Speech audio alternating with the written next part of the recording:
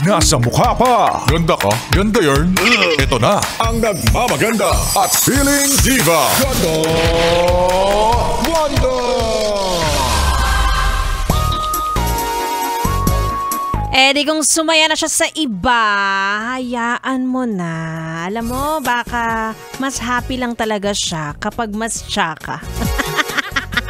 Charet! Hello mga Yasmin, it's me! It's your girl, DJ Ganda Wanda. Kasama nyo na ngayong Monday evening. Solid talaga kapag nalaman mong pinagpalit ka na nga dun pa sa mas tsaka, diba? Huh? Aminin mo, yes, friend, na nakita mo, nung nakita mo yung pinalit sa'yo, eh hindi mo talaga maibangga dyan sa pagmumukha mong maganda.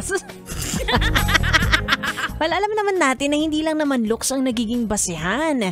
Diba? Kaya mo nagugustuhan ng isang tao, pero aminin mo sa sarili mo na na-offend ka nung nakita mong hindi mo kasing ganda yung pinalit sa'yo.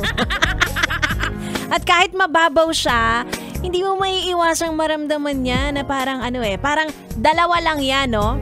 Nagbago ang taste niya o kaya naman magka-level kayo ng fez ng pinalit sa'yo. Hala, payag ka nun! Mamimili ka na lang kung anong tatanggapin mo. Alam niyo, basta ako.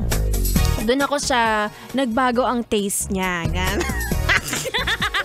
Nag-ano siya, downgrade. Di, para yan sa ikakapayapa ng utak ko, diba? Hindi ko naman nakontrolado kung sino naman ang magugustuhan niyang susunod, diba?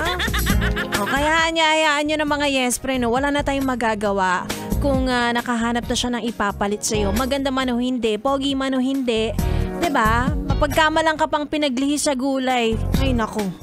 Biterela, ganun. Tsaka hayaan mo na maghihiwalay din naman sila.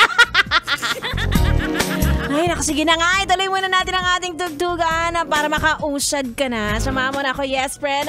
Hanggang alas 9 ng gabi. Dito lang sa stasyong number 1 sa kalokohan. 101.1, yes, FM Solid! 101.1